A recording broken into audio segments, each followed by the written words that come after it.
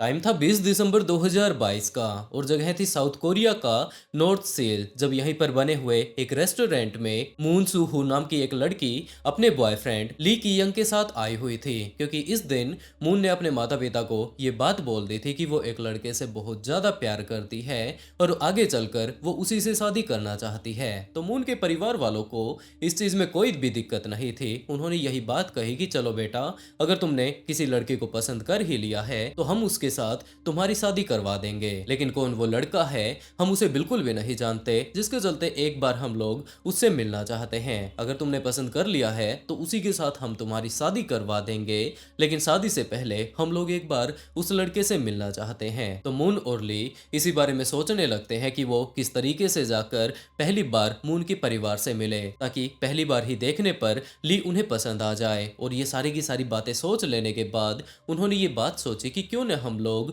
एक रेस्टोरेंट में जाकर मिले। और उसके बाद 20 तारीख के लिए उन्होंने उस रेस्टोरेंट को बुक कर लिया था। और इस बारे में मून ने अपने माता पिता को भी बता दिया कि ली आपसे मिलने के लिए तैयार है। हम लोगों ने ये सारी की सारी प्लानिंग बनाई है कि हम लोग उस रेस्टोरेंट में मिलने वाले हैं। तो मून के माता पिता इस चीज के लिए भी तैयार। और उसके बाद अब पहले से ही मून और ली इस रेस्टोरेंट में आकर अपने माता पिता का वेट कर रहे थे कि जैसे ही मून के माता पिता आएंगे उसके बाद वो ली से मिल लेंगे।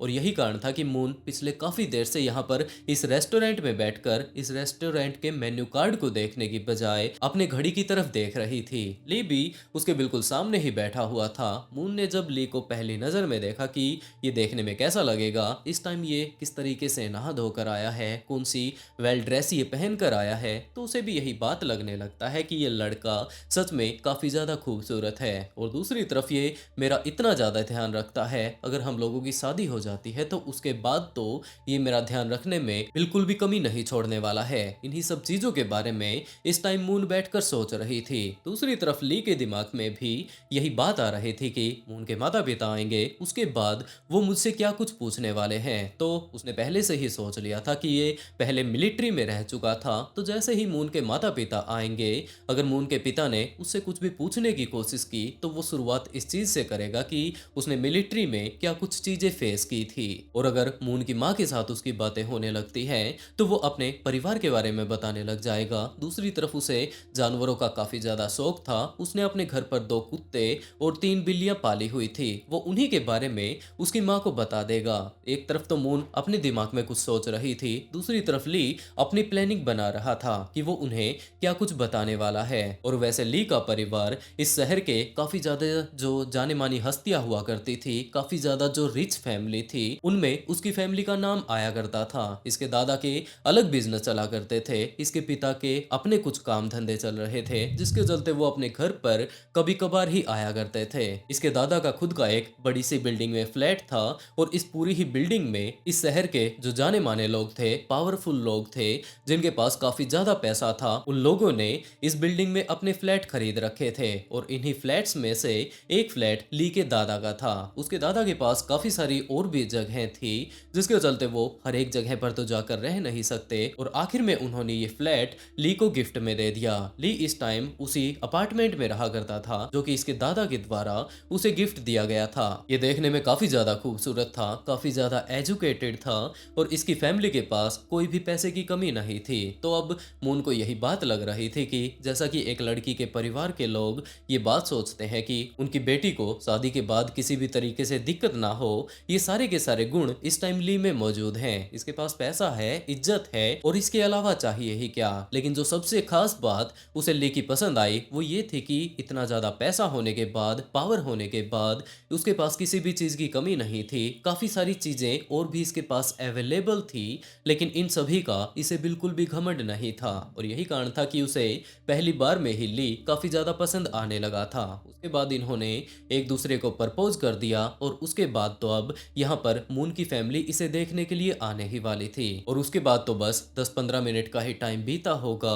कि मून के माता पिता यहाँ पर आ पहुंचते हैं। ली को पहली नजर में ही देखने पर मून के पिता बहुत ज्यादा खुश हो जाते हैं कि क्या यही वो लड़का है जिससे कि तुम शादी करना चाहती हो। तो मून वहीं पर खड़ी हुई थी और वो मुस्कुराते हुए हाँ इस चीज के लिए भर देती है। वो चारों के चारों लोग वहीं पर बैठ जाते हैं और उसके बाद अपनी आगे की बातें करनी शुरू कर देते हैं। वो लोग लगभग अगले 2 घंटों तक यूं ही आपस में बैठकर बातें करते रहते हैं। ली ने जैसा कि पहले से ही सोच रखा था कि वो मून के पिता को अपनी आर्मी की कहानियां सुनाने वाला है, वो अपनी कहानियां सुनानी शुरू कर देता है। दूसरी तरफ जब वो उसकी माँ के साथ बातें कर रहा था तो उसने अपने मोबाइल में कुछ एक कुत्ते और बिल्लियों की वीडियो दिखाई। उसने ये बात कही कि ये दोनों के दोनों कुत्ते मेरे हैं, मैं इनके साथ पूरा का पूरा दिन खेलता रहता हूँ, जब भी मुझे खाली टाइम लगता है तो अब तो मेरा परिवार यही है, तो मैं इन्हें बहुत ज्यादा प्यार करता हूँ। कुछ एक इधर उधर की और बातें कर लेने के बाद अब मून के पिता यही बात कहते हैं कि अब हमें यहाँ से चलना चाहिए। और आखिरी टाइम में जैसा कि ये चारों के चारों लोग यहाँ पर आराम से बैठकर बातें कर रहे थे एक दूसरे के साथ,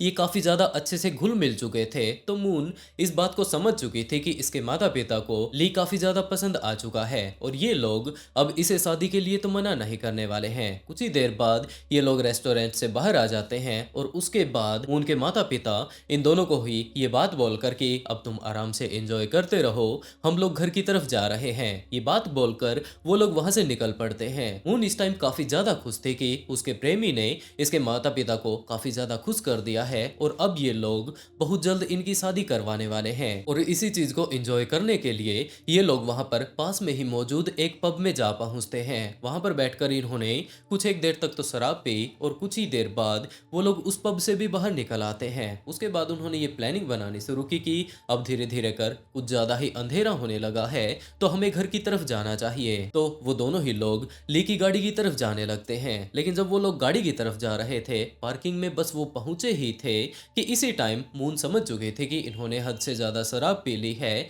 और अगर वो लोग अब गाड़ी चलाएंगे तो हो सकता है जैसे अब ये पैदल ही इस तरफ उस तरफ जा रहे हैं, हो सकता है इनकी गाड़ी किसी दूसरी गाड़ी में जाकर टकरा जाए, क्योंकि शराब पिया हुआ बंदा अच्छे से गाड़ी नहीं चला सकता। तो उसने ली से यही बात कही कि अब हम लोगों ने हद से ज्यादा शराब पी ली है तो हमें कोई ना कोई कैब कर लेनी चाहिए, गाड़ी हमारी यहीं पर खड़ी रहेगी, कल सुबह आकर हम लोग अपनी गाड़ी लेकर चले जाएंगे। लेकिन ली इस बात से इनकार कर देता है। मून ने उसे समझाना शुरू किया कि अब हम लोगों से गाड़ी कंट्रोल नहीं होने वाली है, हो सकता है वो गाड़ी जाकर किसी से टकरा जाए और उसके बाद पुलिस ऑफिसर्स आकर हमें पकड़ लेंगे, हम लोगों के ऊपर ड्रिंक एंड ड्राइव का केस हो जाए और बेवजह ही हमें जेल के चक्कर काटने पड़ जाएंगे। लेकिन इस टाइम ली को काफी ज्यादा गुस्सा आ जाता है और उसने मून से ये बात कही कि क्या तुम्हें मेरे ऊपर बिल्कुल भी विश्वास नहीं है और मैं ऐसी लड़की के साथ शादी तो बिल्कुल भी नहीं कर सकता जिसे कि मेरे ऊपर शक हो, मेरे ऊपर वो विश्वास ही ना करती हो, तो मैं तुमसे ब्रेकअप करना चाहता हूँ। ये बात बोलकर वो सीधा का सीधा अपनी गाड़ी की तरफ जाता है, गाड़ी में बैठता है और उसके बाद वहां से निकल जाता है। उन तो वहीं की वहीं खड़ी रह गई कि ये सब क्या हो गया। उसके दिमाग में इस टाइम ये सवाल आ रहे थे कि उसने कोई ज्यादा बड़ी बात नहीं कही, सिर्फ उसने यही बात बताई थी कि उन्होंने तो शराब पी रखी है और ये बात लड़ाई के लायक तो नहीं थी। तो अब उसका मूड काफी ज्यादा खराब हो चुका था कि एक छोटी सी बात के चलते उसका प्रेमी उसे अब यहाँ से छोड़कर जा चुका है। अभी कुछ एक देर पहले तो ये लोग शादी करने के अपने सपने सजो रहे थे, लेकिन अब अचानक से ये सब क्या हो गया, जिसके चलते अब वो निराश हालत में एक कैब बुक करके अपने घर पर आ जाती है। उसने रात को खाना भी नहीं खाया और सीधा का सीधा अपने रूम में जाकर रोते हुए कि उससे कितनी बड़ी गलती हो गई, पता नहीं उसके बॉयफ्रेंड ने उसके लिए क्या कुछ सोचा होगा, वो उसका इंसल्ट नहीं करना चाहती थी, जबकि तो वो तो नॉर्मली इस बात के लिए बोल रही थी कि हो सकता है एक्सीडेंट हो जाए और इस एक्सीडेंट में वो लोग अपनी जान भी तो गंवा सकते थे। और इसी तरीके से रोते रोते काफी देर तक तो उसे नींद नहीं आई और उसके बाद हार थक कर वो सो जाती है। लेकिन जैसे ही अगली सुबह का टाइम हुआ तो उसके घर पर एक फूलों का बुके आ जाता है और उसके अंदर एक छोटा सा नोट भी रखा हुआ था। जैसे ही उसने वो फूलों का गुलदस्ता लिया, उसके ऊपर रखा हुआ नोट को उसने पढ़ा तो ये नोट ली की तरफ से भेजा गया था। ली ने ये बात कही कि कल रात को उससे जो कुछ भी गलती हुई वो उसके लिए मून से माफी मांगता है। उस टाइम वो शराब के नशे में था, कुछ भी समझ नहीं पाया कि उसने क्या कुछ उसे बोल दिया, तो वो बस उससे इतनी रिक्वेस्ट करता है कि वो उसे माफ कर दे और ब्रेकअप के बारे में वो उससे ना सोचे। ये इसे काफी ज्यादा प्यार करता है, इससे वो अलग नहीं होना चाहता। मून के दिल में थोड़ी तसल्ली पड़ती है कि इसके बॉयफ्रेंड ने जो कुछ भी उसे बोला था वो सारी की सारी चीजें सिर्फ नशे में बोली थी और अभी तक मून तो उससे नाराज थी ही नहीं। तो अब उसने आगे का लेटर पढ़ना शुरू किया और उसमें लिखा हुआ था कि वो रात को इस होटल में उसे पार्टी देने वाला है। मून 21 तारीख की शाम को उसी होटल में जा पहुंचती है जहां पर कि ली ने उसे बुलाया था और वो लोग वहां पर बैठकर काफी अच्छे से डिनर करते हैं। ली ने मून के लिए काफी ज्यादा महंगी महंगी डिशेज टाइम यहाँ पर ऑर्डर कर दी थी। और उस टाइम भी ली मून से इसी बारे में माफी मांग रहा था कि कल मुझसे जो कुछ भी गलती हुई वो सारी की सारी अनजाने में हुई। उस टाइम मैंने काफी ज्यादा शराब पी रखी थी, तुम समझ ही सकती हो। जैसा कि तुमने पहले से ही बताया था कि मुझे गाड़ी नहीं चलानी चाहिए, उस टाइम मैंने इस चीज के ऊपर ध्यान नहीं दिया और मुझसे जो कुछ भी गलती हुई उसके लिए मैं तुमसे फिर से माफी मांगता हूँ। ये दोनों के दोनों वहां पर बैठकर आराम से लंच करते हैं और उसके बाद कुछ ही दिन बाद क्रिसमस तो आने ही वाला था। क्रिसमस की शॉपिंग के लिए वो लोग निकल पड़ते हैं और बाजार में पहुंचकर ली ने मून से ये बात कही कि जो कुछ भी तुम्हें पसंद आ रहा है वो सारी की सारी चीजें तुम खरीद लो। तुम इन सारी चीजों के ऊपर बिल्कुल भी ध्यान मत देना कि ये महंगी है ये सस्ती है, पे मैं करने वाला हूँ। तो तुम आंखें बंद करो और इस चीज के ऊपर ध्यान दो कि तुम्हें पसंद क्या है। और मून भी इस चीज के लिए तैयार हो जाती है। इस टाइम वो लोग काफी सारे शोरूम में जाते हैं और वहां से काफी सारी शॉपिंग करते हैं। काफी सारी चीजें ऐसी मौजूद थी जो कि हद से ज्यादा महंगी थी। मून ने मना कर दिया कि ये चीज काफी ज्यादा अच्छी है, देखने में काफी ज्यादा लाजवाब लग रही है, लेकिन जरा इसका प्राइस देखो। तो हम लोग इसे खरीदने की बजाय कोई अच्छी सी और चीज भी तो खरीद सकते हैं। लेकिन ली ने मना कर दिया कि अगर ये तुम्हें पसंद है तो मैं तो तुम्हें यही दिलाने वाला हूँ। और इसी तरीके की कुछ एक बातें करते करते अगले लगभग 1.5-2 घंटों तक शॉपिंग कर लेने के बाद वो लोग अपने अपने घर चले जाते हैं। जैसे ही अगली सुबह हुई तो ली ने मून से यही बात कही कि तुमने तो काफी ज्यादा शॉपिंग कर ली है, मुझे भी थोड़ी शॉपिंग करवा दो। और शॉपिंग के नाम पर वो दोनों दोबारा से मार्केट के लिए निकल पड़ते हैं। अगले दिन भी वो लोग काफी सारी शॉपिंग करते हैं, लगभग अगले 2-3 दिन उनके शॉपिंग में ही निकल जाते हैं। तो अब जैसे ही टाइम 24 दिसंबर का आया तो ली ने मून से ये बात कही कि मैं अपने घर पर क्रिसमस की तैयारी करना चाहता हूँ, मैं अपने पूरे के पूरे घर को डेकोरेट करना चाहता हूँ। लेकिन इस बारे में तुम काफी अच्छे से जानती हो कि मेरे घर पर 2 कुत्ते हैं, 3 बिल्लियां हैं, तो जब भी मैं घर पर होता हूँ वो पूरा का पूरा दिन मेरे साथ खेलती रहती हैं। तो अब मैं घर को डेकोरेट तो नहीं कर पाऊंगा, तो क्या तुम प्लीज मेरे घर पर आ पाओगी ताकि तुम उन कुत्ते बिल्लियों को संभाल लो और दूसरी तरफ मैं अपने घर को डेकोरेट कर लूं। तो मून इस चीज के लिए हाँ भर लेती है। तो जैसे ही अगली सुबह हुई तो मून सुबह सुबह जल्दी से तैयार होकर अपने बॉयफ्रेंड के घर पर जा पहुंचती है, उसी अपार्टमेंट के उसी बिल्डिंग में जहां पर कि वो अकेला रहा करता था। वहां पर जाने के बाद उसने दरवाजा नॉक किया लेकिन अंदर से किसी ने भी दरवाजा नहीं खोला। इस टाइम वो गेट के ऊपर ही खड़ी हुई थी और उसी टाइम उसे ये चीज फील होने लगती है कि घर के अंदर से तो फूलों की काफी अच्छी स्मेल आ रही है। पहली बार में उनके दिमाग में यही बात आई कि जरूर ली उसे सरप्राइज देना चाहता होगा, इसीलिए उसने अंदर काफी ज्यादा अच्छा परफ्यूम छिड़क रखा है या फिर कुछ ना कुछ और जुगाड़ उसने कर रखा होगा।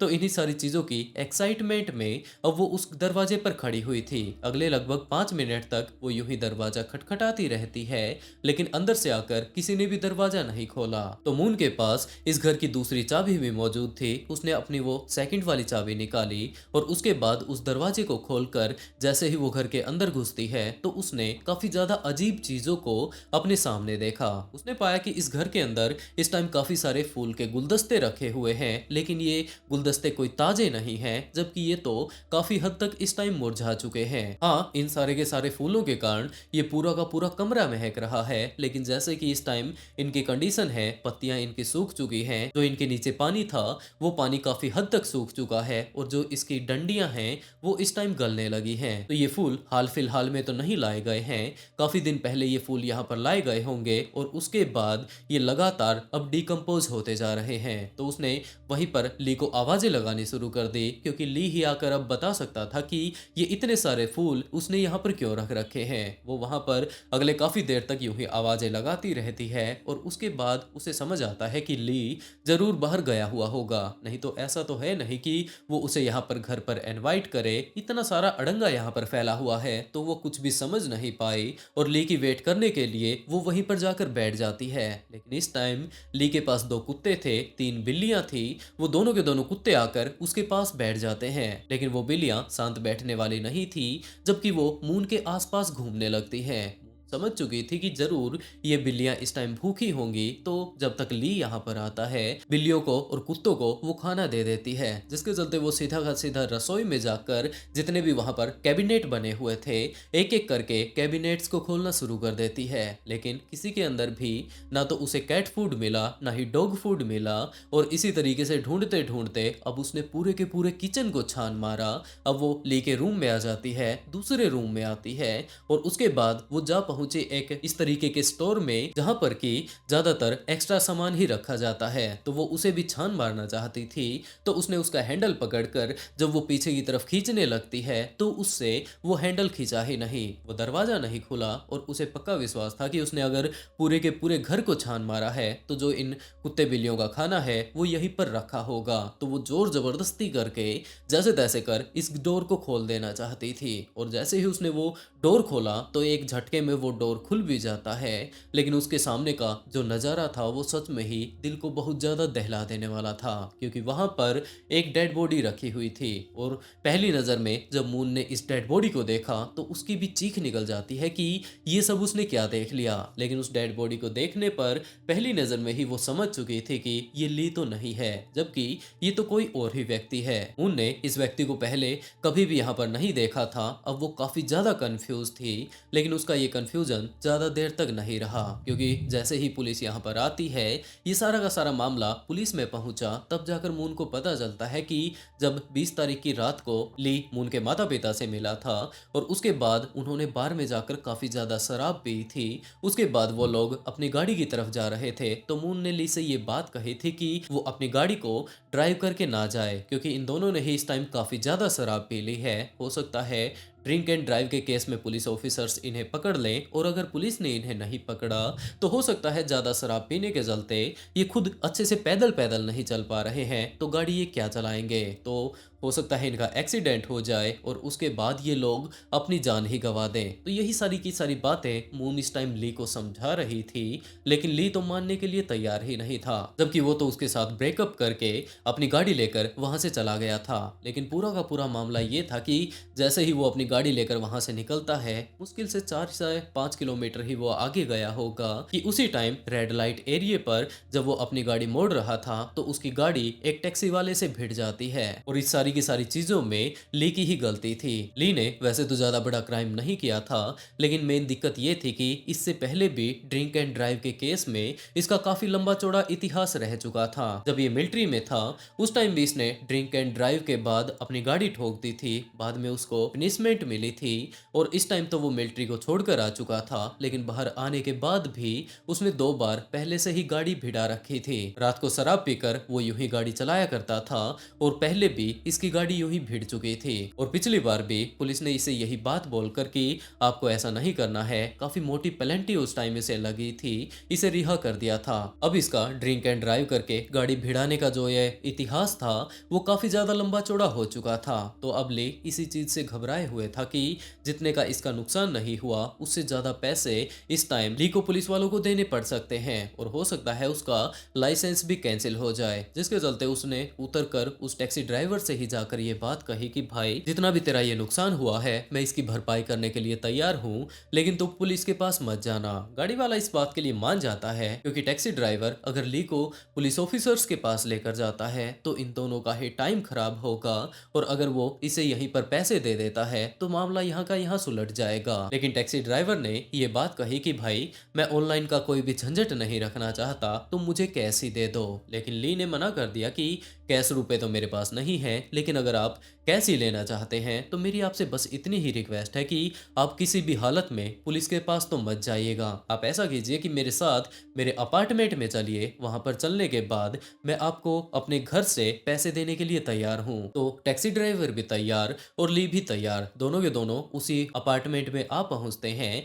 जहां पर कि ली इस टाइम रहा करता था। और घर पर पहुंचने के बाद ली ने जितने में इन्होंने सेटलमेंट की थी कि इतने रुपए में ये पुलिस वालों को यहाँ पर नहीं बुलाएगा, ली उसे देने लगता है। लेकिन इस टाइम कैब ड्राइवर ने ये बात कही कि भाई ये तो सारा का सारा पैसा वो है जितने का तुमने मुझे नुकसान किया है, लेकिन यहाँ पर आने के टाइम में तब तक मैं 3 से 4 सवारियों को ढो सकता था। मुझे कुछ एक पैसे और भी मिलने वाले थे, वो भी पैसे तुम मुझे दे दो। लेकिन इस टाइम ली ने मना कर दिया कि जितने का तुम्हारा नुकसान हुआ था मैं उतने तुम्हें दे चुका हूँ, इसके ऊपर पैसे नहीं देने वाला। ली ने शराब तो पहले से ही पी रखी थी। इन दोनों के बीच दोबारा से बहस शुरू हो जाती है। ली फालतू के पैसे नहीं देना चाहता था, लेकिन कैब ड्राइवर इस बात पर बिल्कुल अड़ जाता है कि तुमने मेरा काफी ज्यादा नुकसान कर दिया है, और दूसरी तरफ अब तुम्हें जितना भी और मेरा नुकसान ऊपर से हो रहा है, क्योंकि मेरा टाइम भी तो खराब हो रहा है, इसके भी तुम्हें पैसे देने होंगे। तो अब ली को बहुत ज्यादा गुस्सा आ चुका था, और जो ये टैक्सी ड्राइवर था ये पहले से ही उसके घर पर पहुंच चुका था।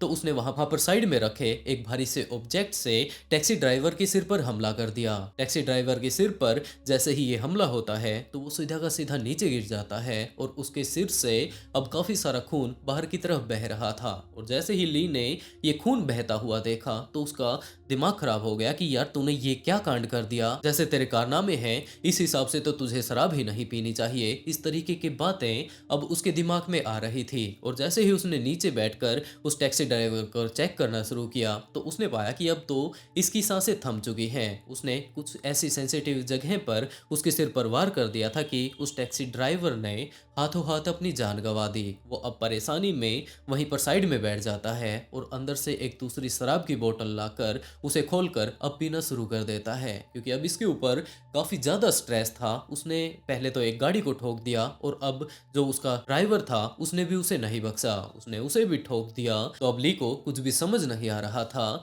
तो उसने सबसे पहले तो बोतल का ढक्कन खोला और दोबारा से शराब पीनी शुरू कर दी, और आराम से बैठकर सोचने लगता है कि अब वो क्या कुछ कर सकता है। 10-15 मिनट तक आराम से सोच लेने के बाद उसे ये बात लगने लगती है कि इस आदमी ने जो अपनी जान गंवाई है मैं इसे समस्या नहीं जबकि एक अपॉर्चुनिटी के रूप में लेने वाला हूँ। उसने उस कैब ड्राइवर की आईडी को लिया और उसकी आईडी से 50 लाख रुपयों का उसने लोन ले लिया। इसके अलावा जो उसकी गाड़ी थी उसके नाम पर भी उसने लोन ले लिया। इस बंदे के नाम से ऑनलाइन जितना भी वो लोन ले सकता था वो सारा का सारा लोन ले लेने के बाद इसके फैमिली का वो नंबर ढूंढता है और उनके पास ये मैसेज कर देता है कि उसे काफी अच्छी एक सवारी मिली है, ये लगभग अगले 1 हफ्ते तक इसी के साथ रहने वाली है। तो एक ये लंबा रूट करके आने वाला है, लगभग अगले हफ्ते 10 दिन तक ये वापस घर पर नहीं आ पाएगा, और हो सकता है इसका फोन भी ना लगे तो वो ज्यादा परेशान ना हो। ये मैसेज करके उसने अपना फोन बंद कर दिया, और उसके बाद वो सोचने लगता है कि जो इसने इतना सारा लोन इसके नाम से लिया है इसे कैश कैसे वो करवाने वाला है। सारा का सारा पैसा लेकर, और अगले दिन जब इसके पास काफी सारा पैसा आ चुका था तो उसने अपनी गर्लफ्रेंड मून के लिए वो काफी सारे गुलदस्ते भेजे थे जिसमें कि नोट लगा हुआ था कि रात को नशे नशे में मैंने बहुत ज्यादा बड़ी गलती कर दी, मैं तुम्हें नहीं खोना चाहता। लेकिन दूसरी तरफ अब पुलिस के तो वो हाथ लग ही चुका था। पुलिस जब इस केस के ऊपर कार्यवाही कर रही थी कि इसने कितनी ज्यादा बुरे तरीके से इस कैब ड्राइवर को मार डाला, तो इसी टाइम पुलिस अब ये बात भी पता लगाने की कोशिश कर रही थी कि इसके पिता कौन है, इसकी माँ कौन है। जैसा कि ये दावा कर रहा है कि ये काफी ज्यादा रिच फैमिली से बिलोंग करता है, तब जाकर पुलिस को पता चलता है कि जो इसके पास 2 कुत्ते हैं, 3 बिल्लियां हैं, एक काफी ज्यादा आलीशान जगह पर इसका फ्लैट है, ये भी इसका नहीं है। ये सारी की सारी बातें इसकी बिल्कुल फर्जी थी कि इसके दादा पता नहीं कितने बड़े तोपची थे, इसके पिता का बहुत बड़ा बिजनेस चल रहा है। ये सारी की सारी चीजें बिल्कुल फेक थी। दरअसल ये अपार्टमेंट इसकी एक्स गर्लफ्रेंड का है जो कि पहले इसके साथ रहा करती थी, और सही मायने में देखा जाए तो इसकी गर्लफ्रेंड नहीं, जबकि ये अपनी गर्लफ्रेंड के साथ रहा करता था। ये फ्लैट उसका है, और जो वो 2 कुत्ते हैं, 3 बिल्लियां हैं, वो भी उसी की है। ये तो लोगों को धोखा देने का काम करता है। इसका ये धोखा देने वाला काम कोई नया नहीं जबकि काफी ज्यादा पुराना है। इसकी गर्लफ्रेंड बार में काम किया करती थी, जैसे तैसे कर वहां पर वो पैसे कमाया करती थी, और उसके बाद वो अपने साथ साथ ली का गुजारा किया करती थी। ली तो पूरा का पूरा दिन यूं ही घूमता रहा करता था, छोटी मोटी चोरी चकारी करना इसका मेन काम था, और इसी से इस टाइम इसका गुजारा हो रहा था। जब भी उसके पास पैसे की कमी होती तो वो अपने किसी न किसी की रिश्तेदार की जाकर कुंडी खटका देता और ये बात कहता कि बहुत जल्द उसके पास काफी सारे पैसे आने वाले हैं, लेकिन इस टाइम उसका हाथ कड़की में चल रहा है तो वो इसकी मदद कर दें। कुछ एक पैसे उनसे मिल जाते। दूसरी तरफ इसकी गर्लफ्रेंड का खुद का ज्यादा खर्चा नहीं था, तो बचे कुचे पैसे इसकी गर्लफ्रेंड इसे दे दिया करती थी। लेकिन एक दिन ऐसा भी आया जब इसके और इसकी गर्लफ्रेंड के बीच बिल्कुल इसी तरीके से लड़ाई हो जाती है जैसा कि आखिरी टाइम में इसने टैक्सी ड्राइवर से की थी। और उसके बाद इसने अपनी गर्लफ्रेंड को भी नहीं बख्शा, जबकि एक भारी से ऑब्जेक्ट के साथ उसके सिर पर उसने वार कर दिया और उसकी भी उसने जान ले ली। और उसके बाद इसके जो ये कुत्ते बिल्लियां थे वो इसके साथ ही रहा करते थे। उन्हें बिल्कुल भी अंदाजा नहीं कि इनकी असली मालकिन तो मर चुकी है, जो ये फरेबी इस टाइम इनके साथ रहता है, जबकि इसके साथ इन्हें आराम से नहीं रहना, जबकि इसे तो काफी ज्यादा बुरे तरीके से इन्हें काट खाना चाहिए। लेकिन ली को इन सभी चीजों से बिल्कुल भी मतलब नहीं था। उसने उसके वो सारे के सारे कुत्ते बिल्लियां रख लिए, इसका अपार्टमेंट रख लिया और अब दोबारा से वो निकल पड़ता है अपने नए शिकार के लिए। और उसके बाद उसकी मुलाकात मून से होती है। मून को तो इसके इतिहास के बारे में कुछ पता ही नहीं था। उसने काफी सारी लंबी चौड़ी अपनी गाथाएं उसके सामने पेल रखी थी कि इसके दादा ने पता नहीं क्या कुछ किया था, उनके बिजनेस चल रहे हैं, इनके पिता के अलग बिजनेस चल रहे हैं, आपस में ये लोग मिल पाए, इनके पास इतना भी टाइम नहीं है। और वो मून से काफी ज्यादा प्यार करता है। पता नहीं वो मून से सच में प्यार करता भी था या फिर अपनी एक्स गर्लफ्रेंड की तरह उसे भी सिर्फ और सिर्फ यूज करना चाहता था। नहीं तो हो सकता है बाद में जैसे ही उसके साथ बिगड़ती तो उसके नाम पर काफी सारा लोन लेकर वो उसे भी मार डालता। उनकी काफी ज्यादा अच्छी किस्मत थी कि शादी से जस्ट कुछ एक दिन पहले ही उसे ली के बारे में सारी चीजें डिटेल से पता चल जाती हैं और कुछ इस तरीके से ली का असली सच मून के सामने आता है। वैसे दोस्तों, आप लोगों ने इस पूरी की पूरी कहानी को सुन लिया है, तो आप लोग इस केस के बारे में क्या कहना चाहेंगे? और दोस्तों, इसके साथ साथ मैं कुछ इसी तरीके के काफी सारे ट्विस्टेड केस यहाँ पर लेकर आता रहता हूँ। तो अगर आप लोगों का कुछ इस तरीके की इंटरेस्टिंग स्टोरी में थोड़ा सा भी इंटरेस्ट हो तो ब्लडी फाइल्स को सब्सक्राइब जरूर कर लें। और इसी के साथ दोस्तों, आज का शाउट आउट लक्ष्मी चौहान को and write a beautiful comment to get a shout out in next video. बहुत जल्द मिलते हैं एक और नए ट्विस्टेड केस के साथ।